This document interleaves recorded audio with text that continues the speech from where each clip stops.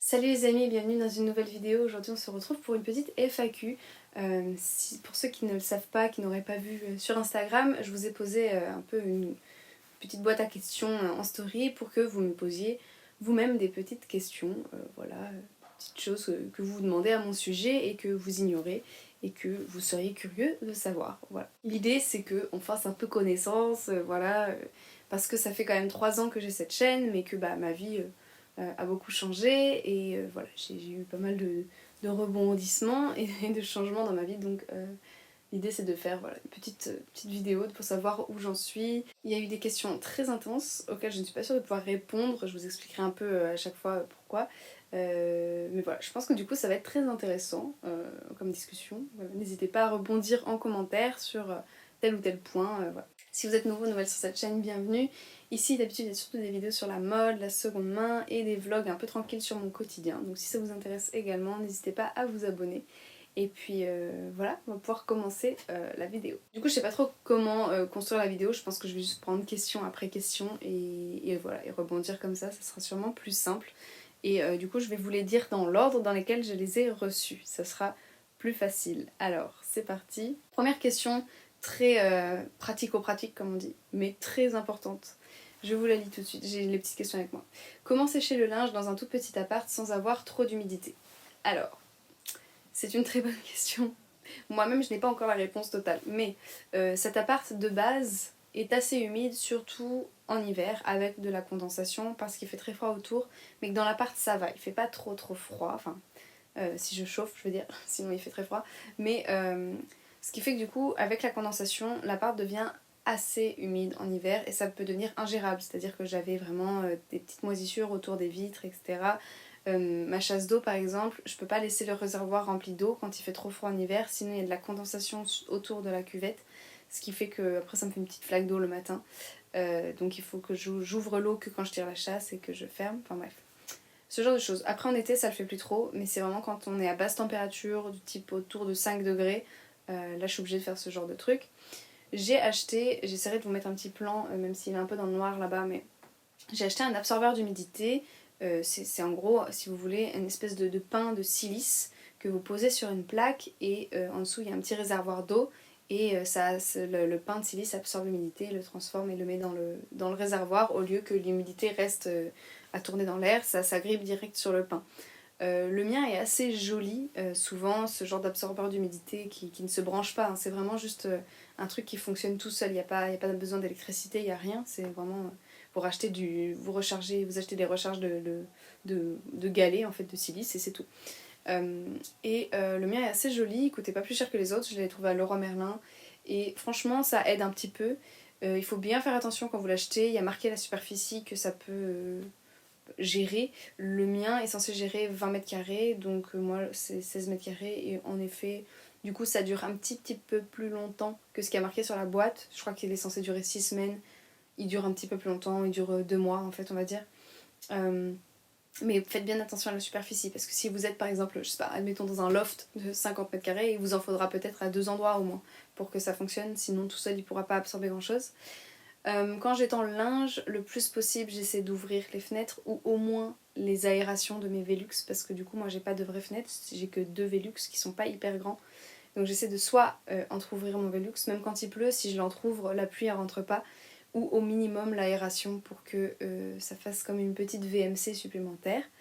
Vous pouvez également allumer vos VMC, mais personnellement moi elles sont un petit peu loin de là où j'étends mon linge, donc ça n'aurait pas trop d'incidence, ça ferait du bruit pour rien et ça consommerait de l'électricité pour rien. Mais du coup voilà comment je fais. Personnellement ça fait que depuis novembre que j'étends mon linge chez moi. Avant j'avais pas de machine, donc j'allais à la laverie et donc je le séchais sur place. Donc j'avais pas du tout cette problématique là. J'avais des fois 2-3 trucs qui étaient pas secs, mais bon, ça prenait 2 secondes quand c'était 2 pulls que j'avais pas voulu mettre dans le sèche-linge ou des choses comme ça. Mais du coup, voilà, mes petits conseils, c'est le petit pain en silice, aérer le plus possible, et si vous avez des VMC, utilisez-les, parce qu'elles sont là pour ça aussi, surtout dans les petits espaces. J'ai la chance, moi j'en ai une dans ma cuisine et dans ma salle de bain, et voilà. Et je rajoute une petite réponse par rapport à la douche, parce que je trouve que c'est important et que moi, comme ça, la douche, il n'y a pas de fenêtre par contre dans la salle de bain, donc tout repose sur la VMC et ça fait beaucoup pour elle des fois. N'hésitez pas à acheter une raclette pour votre douche.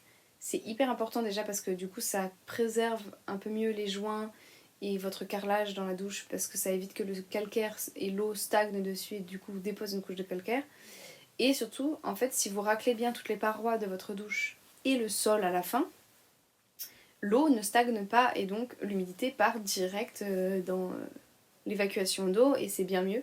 Donc je fais ça et j'essore mon rideau de douche à la fin de chaque douche et je le suspends pour qu'il sèche plus rapidement et qu'il ne reste pas trempé jusqu'au lendemain matin et qu'il ne moisisse pas aussi tout simplement. Donc voilà, donc bien essorer tout ce qui peut l'être et racler toutes les surfaces où il y a de l'eau en fait et que vous pouvez évacuer avec votre évacuation d'eau dans la douche quoi. Et voilà en gros pour les questions d'humidité. Voilà, c'était très terre à terre comme question mais très pratique, voilà, très intéressant, voilà. Ensuite, une question qui parle des tatouages et qui va être assez intéressante je pense. Est-ce qu'il y a eu un avant, après, depuis que tu as des tatouages, qu'est-ce qu'ils t'ont apporté? Alors, là, on va entrer dans une question un petit peu intime, j'ai envie de dire, et je pense que je préfère vous faire une vidéo à proprement parler sur le sujet, mais je vais quand même vous dire de quoi il s'agit. En fait, je souffre, enfin non, j'ai en gros, alors je sais pas trop comment on dit en français, mais je pense que c'est de la dysmorphie, ou alors dysmorphophobie, ça dépend, il y a les deux termes. En gros, j'ai cette particularité de ne pas reconnaître mon corps. Alors c'est très difficile à expliquer et je vous ferai vraiment une vidéo plus complète sur ce sujet. Mais je ne fais... c'est vraiment très bizarre à expliquer. Je ne fais pas le lien entre ce que je vois là, mes mains, parce que je les vois tous les jours et donc ça va, et le reste de mon corps. Je n'ai pas de miroir plein pied dans ma salle de bain. Et j'en ai rarement eu dans mes apparts en étant adulte. Et petite, je me regardais pas plus que ça. Et en fait, j'ai ce truc-là, on est comme ça. Hein, c'est un truc, soit ça se développe, mais c'est comme ça depuis un moment. Je ne reconnais pas mon corps, c'est-à-dire que je pense qu'on pourrait montrer, s'il n'y avait pas de tatouage sur mon corps, on pourrait me montrer la photo de mon corps entre, je sais pas, quand je faisais 57 kilos ou maintenant quand je fais 48 kilos. Je ne pourrais pas vraiment reconnaître. Et c'est d'ailleurs pour ça que je n'ai pas vu tout de suite que j'avais perdu beaucoup de poids d'un coup l'an dernier. Parce qu'en fait, je ne savais pas à quoi mon corps ressemble. Et je ne le sais pas en fait, encore aujourd'hui. Je ne peux pas me décrire. Je veux dire, je sais grosso modo à quoi je ressemble. Mais je ne me reconnais pas. C'est très compliqué à expliquer. En fait, ça paraît un peu absurde dit comme ça, je pense, quand on n'a pas le problème. Mais voilà. Après, j'en souffre pas. Dans le sens où je n'ai pas de complexe particulier, je ne cherche pas à faire de la chirurgie esthétique, etc. Pas du tout. C'est pas que ça me plaît pas, c'est juste que je ne le reconnais pas. Il ne me dégoûte pas, juste je ne sais pas vraiment à quoi il ressemble, en toute honnêteté. Et donc les tatouages aident beaucoup pour ça. Mon psy me l'a confirmé, qu'en fait il y a plein de gens qui ont cette caractéristique-là, on va dire, et qui se font tatouer justement pour de mieux en mieux reconnaître leur corps et n'avoir aucun doute sur le fait que c'est leur corps en fait. Et les tatouages m'aident beaucoup pour ça. Je reconnais beaucoup plus mes jambes, je reconnais mes bras. Je commence à reconnaître un peu mon torse parce que j'ai un tatouage sur les côtes et bientôt j'en aurai un autre pour m'aider encore plus. Mais en fait les tatouages m'aident. Voilà, m'aident à concrétiser mon corps qui dans ma tête n'est qu'un vaste nuage. Mon corps est pour moi un véhicule voilà, qui me transporte d'un point A à un point B, etc., qui me fait faire telle ou telle chose. Mais visuellement, je ne peux pas vraiment le reconnaître. Et voilà, bref, je vous ferai une vidéo peut-être plus détaillée à ce sujet, mais ça m'arrive pendant le montage de certaines vidéos de fringues de me dire qui est cette personne. Je ne reconnais pas vraiment du tout mon corps. Alors, avec des vêtements dessus, oui, parce que je vois le vêtement et je ne vois pas le corps. Voilà. Par contre, si j'ai des vêtements très moulants, non, je reconnais pas. Ça pourrait être le corps de quelqu'un dont on pourrait faire un montage, mettre une autre tête, je me dirais pas, eh dis donc, mais on dirait mon corps, en fait. En fait, c'est comme ça. Et voilà. Du coup, les tatouages aident beaucoup pour ça. Voilà. Donc, je dirais, enfin, je me rappelle pas comment c'était avant, parce qu'en fait, si vous voulez, j'y pense juste pas, en fait, à ce truc-là. C'est pas du tout un truc qui m'obsède, le fait de ne pas reconnaître mon corps. Mais par rapport à l'après, je dirais que c'est bien mieux parce que je commence enfin à apprécier ce que je vois déjà, et juste à voir tout simplement ce que j'ai. Du coup c'est assez dingue, voilà. Voilà, allez on est dans le vif du sujet, là c'est parti. Ensuite, alors 2 questions de la même personne, du coup ta vie sentimentale ou amicale du moment, tes loisirs et activités extérieures préférées. Alors, ça fait beaucoup de questions dans une, je vais faire bout par bout. Ma vie sentimentale est un peu complexe, en toute honnêteté. J'ai cru pendant longtemps que j'étais asexuelle quand j'étais avec mon ex. Il s'avère que c'est sûrement par phase que je peux l'être et que en fait mon désir charnel, dirons-nous, ne tient qu'à un fil. Voilà, il peut rompre à tout moment et sans beaucoup de grosses raisons valables, ce qui est parfois très difficile à expliquer à mon ou ma partenaire. Du coup voilà, donc ça rend certaines relations complexes en toute honnêteté. Donc j'ai une vie sentimentale un petit peu comme des montagnes russes émotionnelles. C'est à la fois palpitant et je disais c'est à la fois palpitant et aussi parfois fatigant, donc il y a des moments où je prends le temps aussi de ne voir personne. Voilà, mais depuis que du coup j'habite ici seule et tout, j'ai rencontré pas mal de gens vraiment chouettes, je suis heureuse, j'ai vraiment fait de belles rencontres, des gens qui maintenant sont des fois des amis, même si avant ça a été autre chose, et je suis très contente de ça. J'ai du coup utilisé des applis de rencontres, donc si jamais vous voulez une vidéo sur ça, je pourrais faire une vidéo sur mes petits conseils sur les applis de rencontre, les trucs où il faut faire gaffe, je trouve, et aussi mes avis de diverses applis que j'ai testées, parce que j'en ai testé 5 différentes dans toute ma vie, pas cette année, mais dans toute ma vie. Par contre, une à la fois, hein, pas deux en même temps. Moi, je sais pas comment font les gens qui gèrent 5 applis en même temps, je ne sais pas comment ils font, je ne pourrais pas. Mais voilà, donc si jamais ça vous intéresse, n'hésitez pas. C'est vrai qu'on ne voit pas beaucoup de vidéos sur le sujet, j'ai l'impression. Et voilà, si on peut dédramatiser ça. Parce que évidemment voilà je travaille seule chez moi, je sors mais pas non plus des masses, et quand je sors c'est pour être avec mes amis, pas pour rencontrer d'autres gens, et je suis pas très douée aussi pour arriver à rencontrer des gens de manière complètement inconnue, parce que je suis vachement sur la défensive quand on m'aborde, et donc les applis m'ont beaucoup aidée pour ça. Après j'ai réussi quand même à rencontrer des gens de manière on va dire naturelle mais c'est plus rare, c'est plus difficile pour moi parce que je suis très sur la défensive à me méfier des gens, alors que sur les applis je peux apprendre à la connaître avant, et puis quand je la rencontre je vois si le feeling passe ou bien ou pas, mais voilà. Du coup voilà, sinon ma vie amicale va très bien, je me sens bien entourée, genre vraiment je suis très heureuse, j'ai tous mes amis sont là. Bon, il y a juste un ami que je suis un peu en train de perdre, et pour des raisons un peu financières et des choses comme ça, alors que j'ai fait tout ce que j'ai pu, et du coup c'est un petit peu frustrant d'avoir aucune reconnaissance de sa part, et qu'il coupe les ponts avec moi, alors que j'ai vraiment fait tout pour l'aider. Et bref, du coup ça c'est un petit peu frustrant. Mais sinon, à part ça, tous mes amis sont vraiment là pour moi, j'espère être là pour eux aussi. J'ai fait de nouvelles rencontres fabuleuses depuis mars à peu près, et je suis vraiment sur un petit nuage amical en ce moment. Genre vraiment, je me sens bien entourée et soutenue quand j'ai des soucis, et c'est très agréable. Voilà. J'ai rarement eu autant de très très très bons amis avec qui j'ai vraiment des relations intenses. En fait, ça m'est rarement arrivé d'en avoir autant en même temps et de pas me sentir non plus, je veux dire, surchargée. J'ai pas trop d'amis, quoi. Je veux dire, je suis juste très bien et très heureuse d'avoir des gens vraiment chouettes dans mon entourage, et voilà. Donc, très reconnaissante de ça. Mes loisirs et activités extérieures préférées. Alors, en toute honnêteté, je ne sors pas des masses en ce moment. Euh, mais je peux dire que c'est une activité extérieure, même si c'est rémunéré. Je fais du babysitting depuis septembre et c'est un régal. Genre, je sais pas si c'est parce que je suis tombée sur 3 petits anges, mais je les adore. Et à chaque fois que j'y vais, je me sens extrêmement bien après. Même si j'ai commencé une mauvaise journée, si après j'y vais, je les garde, on s'amuse, et après ma journée est mieux. Voilà, bon, ça rejoint encore d'autres problématiques intimes assez intenses qui sont que pour l'instant, jusqu'à présent, je pensais que ça serait vraiment impossible pour moi d'avoir des enfants, et là on vient de m'apprendre que c'est pas tout à fait impossible, juste très complexe, mais pas impossible. Et du coup, je pense qu'il y a beaucoup de ça aussi. Je profite de chaque petite seconde que je peux avoir avec eux parce que je les trouve géniaux et que je m'amuse vraiment beaucoup. Du coup, voilà, donc ça, c'est une de mes activités préférées en ce moment. Sinon, j'aime beaucoup aller voir des concerts, c'est le truc que j'adore faire, mais là, c'était une période où il n'y en avait pas des masses.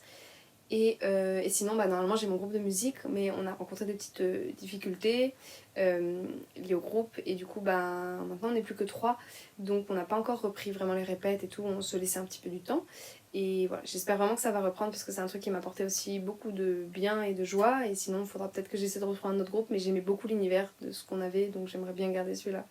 Mais voilà, en gros, ce que je fais à l'extérieur, et sinon, je vois mes amis, etc. Mais rien de très précis, juste voilà, on va manger ensemble, boire un verre, etc. Voilà, ce genre de choses. Ensuite, tes envies pour cette année, projets ou envies perso. Alors, donc moi je suis pas quelqu'un qui se projette très loin, mais du coup cette question est très bien. Cette année, ça reste gérable globalement pour moi. En fait, je peux me projeter dans les 4, 5, 6 prochains mois, mais au-delà de ça, je sais pas très bien faire, je vais vous avouer. Il y a une autre question plus tard qui va revenir d'ailleurs, et je ne pourrai pas y répondre. Mais du coup, cette année, je peux quand même y répondre. Alors, en gros, là, j'ai un potentiel projet d'illustration. Rien n'est signé, donc ne nous affolons pas. Mais normalement, j'ai ça, qui doit être terminé normalement d'ici octobre. C'est un petit truc bonus qui m'est tombé dessus. Je vous en parlerai plus une fois que le contrat sera signé. Mais normalement, j'ai ça. Voilà. Ensuite, je continue le babysitting jusqu'à la fin de l'année scolaire. Pendant l'été, je pense que j'en aurai plus trop. Je fais des petits ménages Airbnb ici et là. Et j'ai toujours pour l'instant mon chômage avec Pôle emploi qui est valable en théorie jusqu'à fin octobre, mi-novembre, quelque chose comme ça. Du coup, voilà un petit peu pour tout ce qui est un peu, on va dire, pro comme projet. Mais l'idée, c'est que en septembre ou là, fin juin, dans l'été, je commence à chercher un travail alimentaire à nouveau dans un domaine n'importe un petit peu. Enfin, je prendrai pas la restauration parce que maintenant que je sais que je suis travailleur handicapé et que voilà, je connais un peu mon corps, je pense pas pouvoir tenir encore quelque chose d'aussi soutenu que ce que j'avais avant. L'idéal pour moi, ça serait un contrat de 20 heures parce que ça me donnerait à peu près les mêmes sommes que ce que j'ai avec le Pôle emploi et je sais que je peux survivre avec cette somme, et 20 heures par semaine, ça me laisserait le temps de faire YouTube, mes illustrations, mes projets perso, etc. Donc ça serait très bien. Et idéalement, j'aimerais bien que ça soit plutôt en matinée. Comme ça, je pourrais quand même avoir le babysitting parce que je le fais vraiment aussi par plaisir. Et voilà. J'aimerais beaucoup parce que les petits garçons que je garde ne sont pas encore grands. Et donc, ils auront sûrement besoin de moi encore l'an prochain. Donc, j'aimerais beaucoup pouvoir garder le babysitting. Donc là, ça fait beaucoup de critères au niveau des horaires. Je suis pas sûre d'arriver à trouver quelque chose qui me convienne à tous ces critères.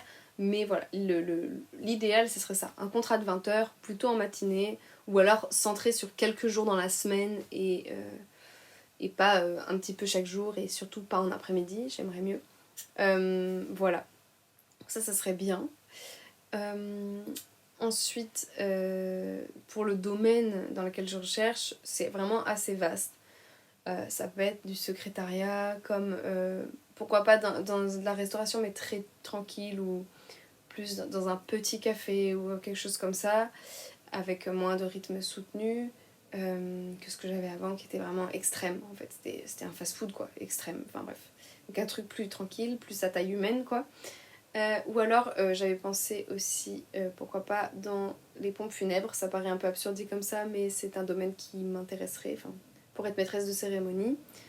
Voilà. Ou alors j'avais des propositions pour soit être un peu ouvreuse en théâtre ou des choses comme ça, bosser dans une salle de concert ou dans des studios de répète, ça me plairait aussi. Donc voilà, c'est un peu les domaines dans lesquels je prospecterai avant de chercher vraiment un truc dans un domaine que je ne connais pas du tout ou quoi.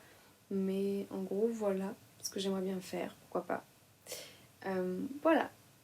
Et pour mes projets ou envies perso, j'aimerais essayer de contacter à nouveau d'autres gens pour ma deuxième bande dessinée. Donc je pense que je vais pas trop tarder à le faire, je sais pas encore quand, j'ai pas encore le déclic, donc je pense que c'est pas encore. Voilà, je vais partir un peu cet été chez mes parents, en Dordogne. Voilà un petit peu pour les projets qui arrivent pour cette année. Voilà. Sinon j'ai quelques concerts de prévus que j'ai acheté des billets il y a longtemps pour certains. Mais voilà, sinon c'est à peu près tout. Et du coup je vais rajouter cette question juste après. Quelqu'un m'a demandé comment vois-tu ton avenir professionnel dans 5 ans par exemple. Alors moi je peux pas me projeter aussi loin, je sais pas faire. En toute honnêteté, déjà je vous dis jusqu'à mois de décembre là ça me paraît déjà super loin. Je suis pas du tout quelqu'un qui sait se... Je sais imaginer des choses et romancer des choses et désirer des choses pour mon avenir, mais pas les projeter à ce point. Tout simplement parce que je ne sais pas faire et je pense que j'aurais un peu peur d'être déçue, donc j'imagine que je le fais pas aussi pour ces raisons-là. Mais concernant quand même mon avenir pro de manière générale, ma vision de la chose c'est que je ne veux pas bosser pour une entreprise qui ne me plaît pas. Je ne veux pas bosser pour... Parce que du coup, je recontextualise, je suis illustratrice de formation, j'ai fait 6 ans d'études là-dedans, dans des bonnes écoles publiques, mais des très bonnes écoles parisiennes surtout, en art appliqué. Et donc, si je voulais et que je cherchais vraiment, je pourrais travailler dans une agence de graphisme ou d'illustration ou voilà, dans un musée ou dans un laboratoire parce que j'ai fait illustration scientifique. Enfin, j'ai pas mal d'opportunités en réalité en théorie. Juste, la plupart des entreprises ne me conviennent pas, je suis très difficile et je préfère faire un job alimentaire qui n'a aucun rapport mais qui est plus en adéquation avec mon éthique que de transformer ce qui est quand même ma passion, on va le dire, en un job que je vais finir par détester. C'est hors de question. Je préfère faire un travail qui n'a aucun rapport. Et je vois beaucoup d'illustrateurs faire ça d'ailleurs. Et ça me rassure beaucoup.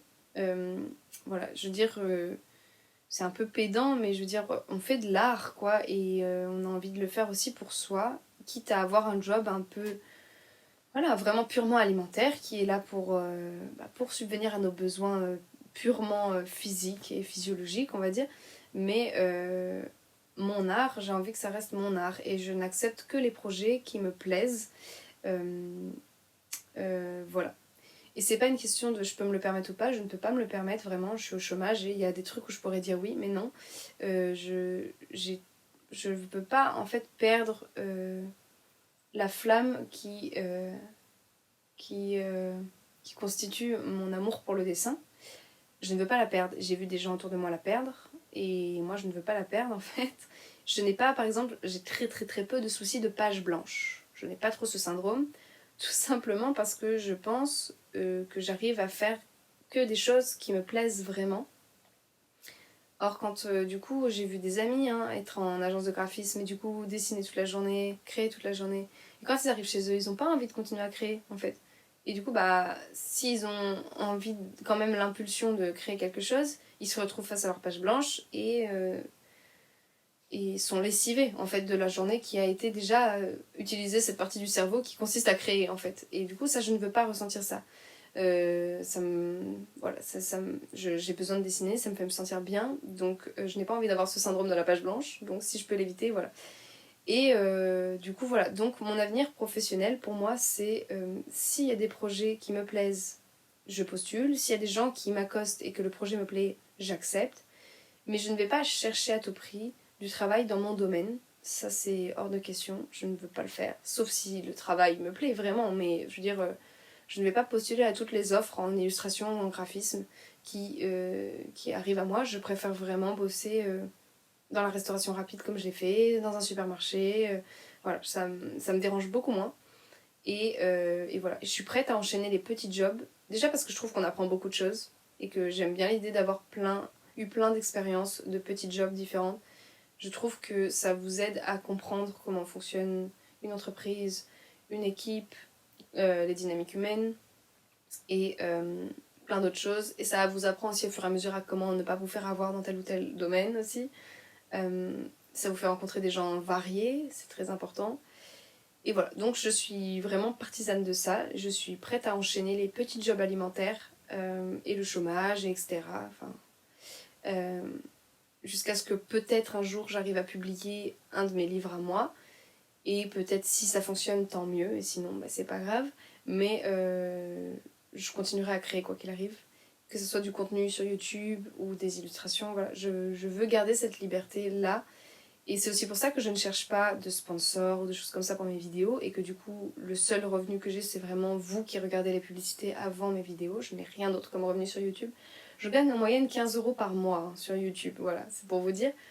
Mais je veux cette liberté d'éthique, un petit peu, au prix d'un meilleur salaire sûrement, mais c'est pas grave, au moins je suis libre et je préfère. Et je veux dire, j'ai de quoi survivre quand même, donc ça va.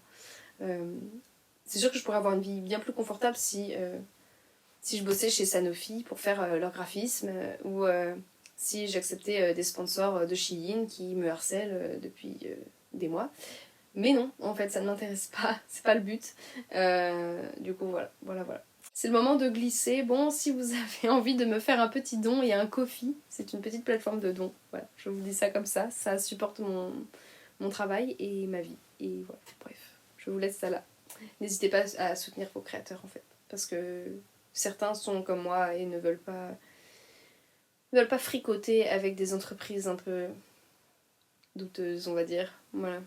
Alors ensuite, du coup, j'ai une autre question à laquelle je ne pense pas pouvoir répondre parce que je n'arrive pas du tout à imaginer, mais je vous la lis quand même parce que je la trouve très intéressante et peut-être que vous pourrez vous poser la question pour vous-même.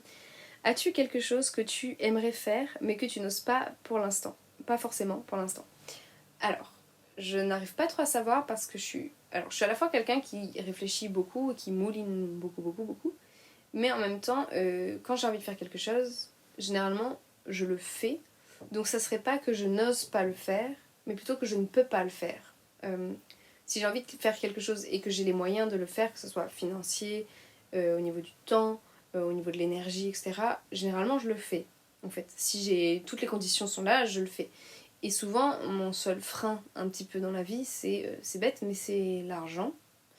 Voilà. Ou des fois la santé, ça arrive. Mais c'est pas que je n'ose pas le faire, en fait. Du coup, voilà. Donc, comme mon frein n'est pas le fait d'oser, je ne sais pas trop comment répondre à cette question. Mais peut-être que je peux essayer de trouver une réponse plutôt à quelque chose que j'aimerais faire, mais que je ne peux pas faire là tout de suite maintenant. J'imagine vivre de mon art, mais du coup ça répond pas du tout à la même question en fait. C'est pas que j'ose pas, c'est que ça n'est pas le cas pour l'instant et voilà, je ne peux pas, mais j'aimerais beaucoup. Aller à Disneyland, je ne peux pas financièrement, mais j'aimerais bien y aller.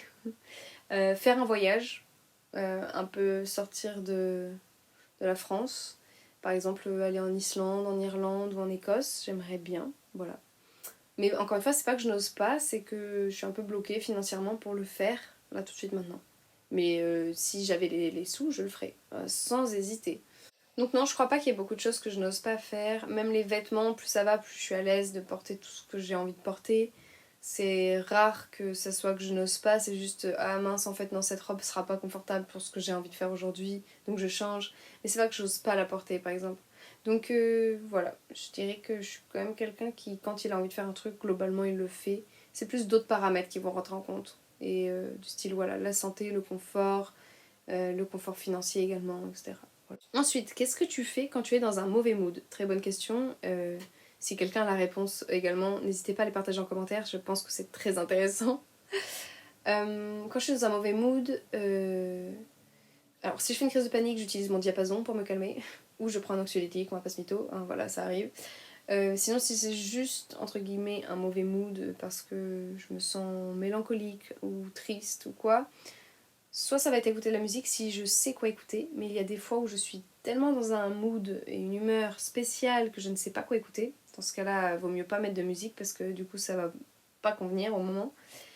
Moi pour ma part, c'est manger des trucs qui me réconfortent, donc des chips ou des ramen, et, ou du fromage, et regarder des films que j'aime. Souvent c'est Toy Story, mais pas que. Ça dépend vraiment du mood en question justement. Parce qu'il y a plusieurs, je trouve, mauvais moods. Et voilà. Si j'ai vraiment besoin de réconfort, je vais regarder Toy Story, ça c'est sûr. Parce que ça va clairement me calmer d'un coup et me réconforter, comme un petit câlin quoi. Mais c'est un peu ce que je fais, voilà, quand je suis dans un mauvais mood. Il n'y a pas grand chose d'autre qui fonctionne. Je me parle beaucoup à moi-même quand je suis dans un mauvais mood, parce que je vis seule, pour essayer soit de me calmer, soit de me rassurer, etc. Ça peut paraître bizarre dit comme ça, mais personnellement, je trouve que ça marche beaucoup de se parler à soi-même, vraiment. Ça peut paraître vraiment bizarre dit comme ça. Et sinon, si je suis dans un mood vraiment intense et grave, ça peut m'inspirer pour dessiner. Donc des fois je dessine. Et c'est cathartique du coup, parce que du coup il y a une espèce d'expulsion de l'émotion par le dessin qui est assez efficace, voilà, je trouve. Du coup voilà, ça peut être aussi une autre façon de faire, créer quelque chose, écrire une chanson, écrire un texte, voilà, ça peut expulser l'émotion d'une autre manière. C'est un peu comme un accouchement quoi. Blam, on balance le truc et puis voilà. Ensuite, quelles sont tes œuvres préférées dans la pop culture ou qui te marquent encore aujourd'hui? Bon bah du coup je pense qu'on peut dire Toy Story. Je pense que c'est le truc qui me marque le plus dans la pop culture, on va dire.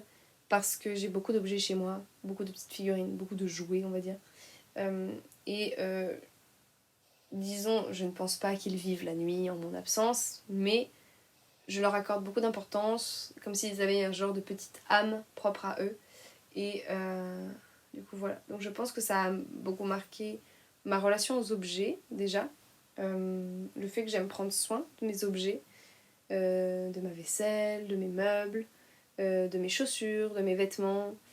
Du coup, voilà, je pense que c'est un des trucs de la pop culture qui m'a le plus marqué et façonné en tant que personne. C'est vraiment cette idée de tu as quelque chose dans ta possession, tu en prends soin, parce que c'est comme s'il avait une petite âme et que tu dois en prendre soin. En fait, c'est ta responsabilité un peu d'en prendre soin. Voilà. Donc je pense que ça a clairement un gros impact sur moi, à mon avis. Mais sinon, je vois pas grand chose d'autre. Euh, Après, musicalement, plein de groupes très connus, j'imagine, mais c'est pas forcément proche de mon univers en tant que musicienne. Donc, je pense que surtout, voilà, on va dire Toy Story, c'est vraiment le truc qui m'a marqué, qui me marque encore aujourd'hui et qui a façonné ma manière d'être, je pense, avec les objets, mais même avec les gens aussi, un petit peu. J'ai cette espèce de petite loyauté aussi envers les gens, des fois. Euh, un peu des fois aveugle quoi, un peu comme dans Toy Story. Donc voilà, je dirais Toy Story, c'est vraiment le truc qui m'a marqué le plus. Bon bah voilà, ça en est tout pour cette vidéo. Je pense que c'est assez long parce que je vois que mon dictaphone affiche 35 minutes. Je pense qu'au montage il y aura peut-être des petites coupures, mais bon, grosso modo c'est un petit peu long. J'espère que ça vous a plu. N'hésitez pas à rebondir en commentaire sur les questions qui m'ont été posées. Si vous en avez d'autres, pour une prochaine FAQ, je pourrais voilà, les garder. Je ferai des petites captures d'écran et je les garderai pour une prochaine FAQ s'il y a des choses auxquelles vous n'aviez pas pensé et que maintenant vous avez envie de me demander. N'hésitez pas. N'hésitez pas à dire aussi vos propres expériences. Où est-ce que vous voyez dans 5 ans également? Est-ce que vous savez répondre à ça? Est-ce que vous savez vous projeter? Quels sont les trucs de la pop culture qui vous ont marqué également? Ça peut être hyper intéressant, je pense, de savoir tout ça. Et voilà. En tout cas, merci beaucoup à tous ceux qui ont posé des questions. Elles étaient super intéressantes et j'ai bien aimé aussi la question sur l'humidité de l'appart parce que je trouve que c'est très intéressant et très important d'avoir des questions aussi juste purement pratiques et qui donnent des vrais conseils à appliquer tout de suite là dans la vie. Du coup voilà, si vous avez d'autres questions comme ça, n'hésitez pas également. Donc à savoir que je vis dans un petit appart, donc si vous avez d'autres questions sur ce type de sujet, n'hésitez pas. Ça me fera très plaisir d'y répondre. Donc merci à tous ceux qui ont posé des petites questions et voilà. Merci d'avoir regardé cette vidéo. Si vous l'avez regardée jusqu'ici, n'hésitez pas à mettre un petit cœur blanc, voilà, en commentaire. Ça me fera très plaisir de savoir que vous l'avez vu en entier. Et voilà, merci beaucoup d'avoir regardé. Je vous dis à très bientôt dans la prochaine vidéo et en attendant, prenez bien soin de vous et voilà. Bye!